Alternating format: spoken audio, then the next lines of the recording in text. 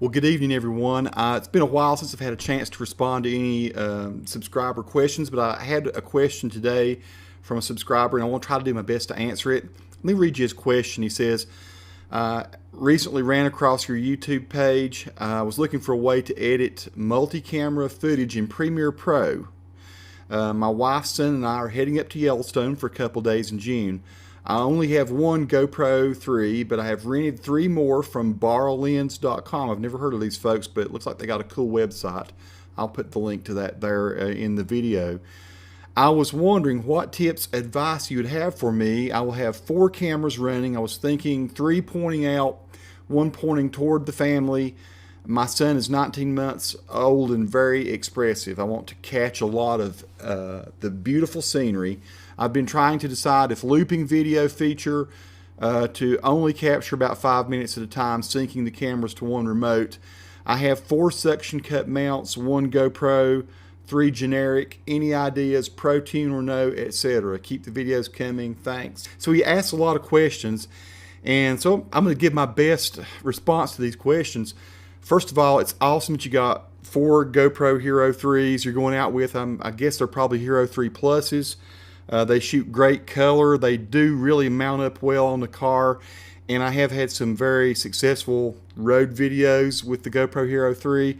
You have the suction cup mounts. Let me just go one step at a time here, though. First of all, I'm going to go a little bit backward. You asked about protein video. If you're shooting mostly during the day, good light and everything, I probably would not shoot in protein. As far as frame rates or anything go, I think almost any of the frame rates will look pretty good. If you're going through Yellowstone, there's going to be some broad expanses of scenery. I would probably still shoot probably in medium field of view, though. If you're going to use 3 cameras, you'll be able to get still a pretty good wide field of view. Not as wide as if you shot wide, but if you're going to have a camera, I guess maybe facing this direction, this direction, this direction, then the medium field of view is going to look like things are closer to you.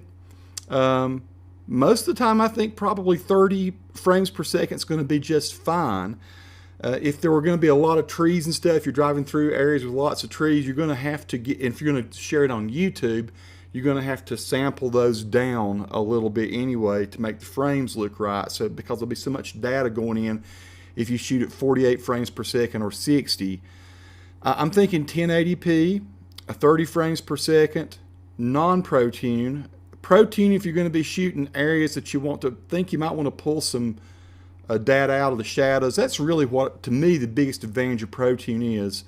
The color is so nice on the Hero 3 Plus that you're probably going to be pretty happy with it and not want to edit it a whole lot. Other than in your Premiere Pro, you might want to do some saturation, add a little saturation now and again, or do just a touch of brightness contrast. I find that gets me a long way. The fast color corrector plug-in or filter, and adding a little bit of saturation, and then the brightness contrast, just bumping the brightness up in some cases if it's needed.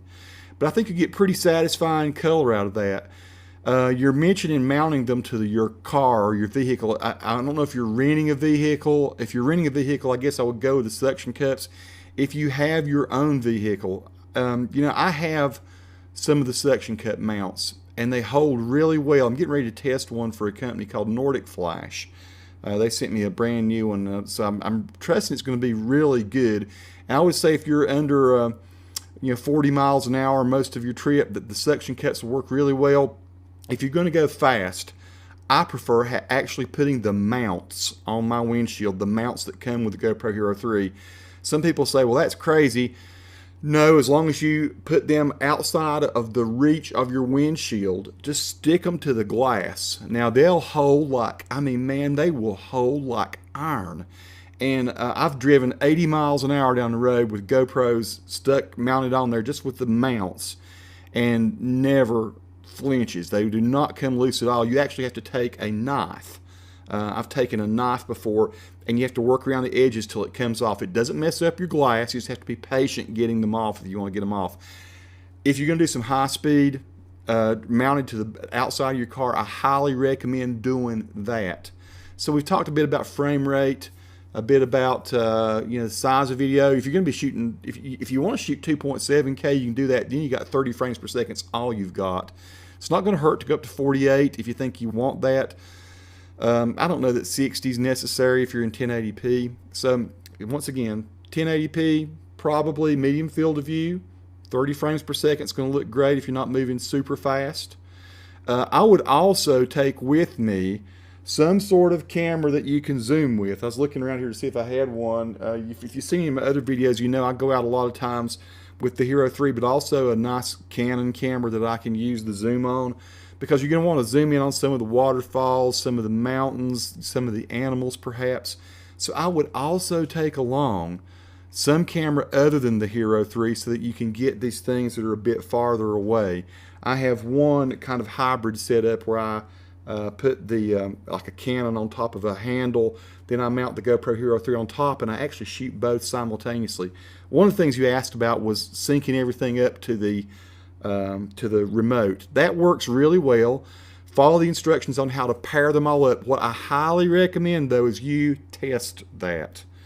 Put the GoPros on the cars before you take out. Do it a day before, do it 2 days before, and just test and make sure everything is paired up just right. You don't want to be going down the road and hit that and think you're recording and you're not, and that can happen. I've had that happen before.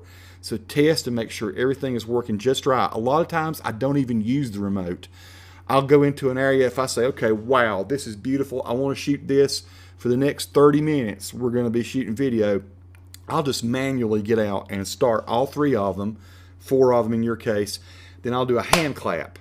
And that hand clap will, I'll say 3, 2, 1, give a big hand clap, and then I'll be able to take those pieces of video in Premiere Pro and slide them over where the audio spikes match up pretty well.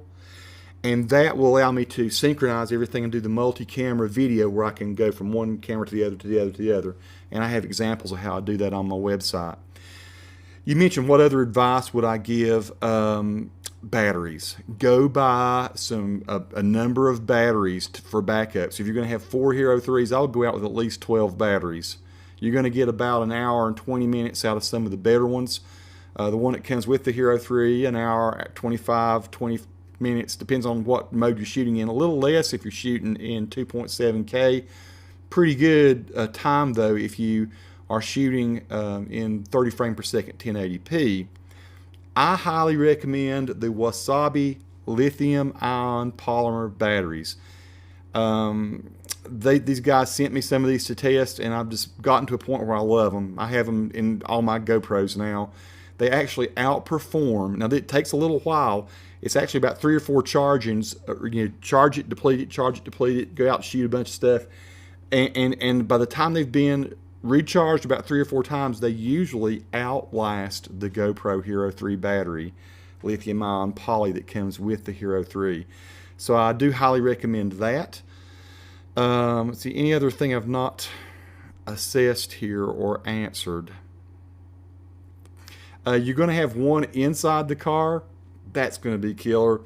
You got the baby, I guess, maybe in the back seat. I would put him where you can see him naturally, sure. I have mine mounted just right beside my rear view mirror. Like I have my rear view mirror here, and I have mine mounted on the inside right here, kind of toward me. Maybe you want to put it on the other side where the wife is. If you're going to be driving, it'll still get you. Most of the times I do shoot in medium field of view even with that, but if you want to make sure you get everything, the whole inside of the car, then go to wide field of view. Again, 1080p 30 looks just great. Now, if you're going to go out and do some action things, if you're going to go out and do a, I don't know, a raft ride or something, and you want to be able to slow those things down, that's when I go to those higher frame rates like 48 frames per second or 60 frames per second.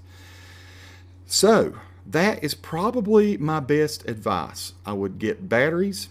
I would, if you're not going to be going over 45 or so miles an hour, I think the suction cups will do great. Otherwise, I would put mounts out there on the outside of the windows. I would test that remote and make sure that it does work. Either that or I would just manually start each of the cameras. That's what I do. I walk around the hood of my car and I press this one and I peep at it, make sure it's running. Go to the next one, press it, peep at it, make sure it's running, and all the way around. Then I start the one up inside and I record. And then A lot of times I'll even have a one of these or something like it in the car with me, maybe tucked up under the visor. I have several different kinds of recorders like this. It gets better audio if I'm going to be doing some commentary than what comes off the Hero 3 that's inside the car. Premiere Pro is my favorite software to do this with, so I think you've made a good choice there. It does fantastic for the Hero 3 Plus video. So I'm using the CC version, having absolutely no problems with any size or type of video that I shoot on the GoPro Hero 3.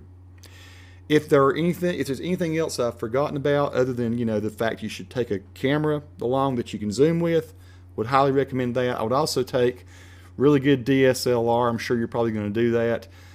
Good still camera. And one of the things you can do if you have a really nice zoom and all on that is, say you want to put some pictures, do the Ken Burns effect in your video. A lot of times you'll be shooting, you get this really nice panorama, but maybe you want to show the people in your video that you produce really up closes of it. If you've got a nice 24 megapixel DSLR, you can shoot photos of canyon walls and things, or waterfalls, geysers, all the different mountains and wildlife scenery and stuff. And you can have your video going, and you can just intersperse a really nice moving, panning, scaling photo in that. Always very nice and dramatic. So, brother, I hope that helps. Any other questions, just let me know. Peace to everyone watching this. Go out and enjoy your Hero 3s. Enjoy making awesome videos. Share them with us. We would love to see them. I, in particular, would love to see some great Yellowstone videos shot with Hero 3 and produced with Premiere Pro CC, my favorite program for editing.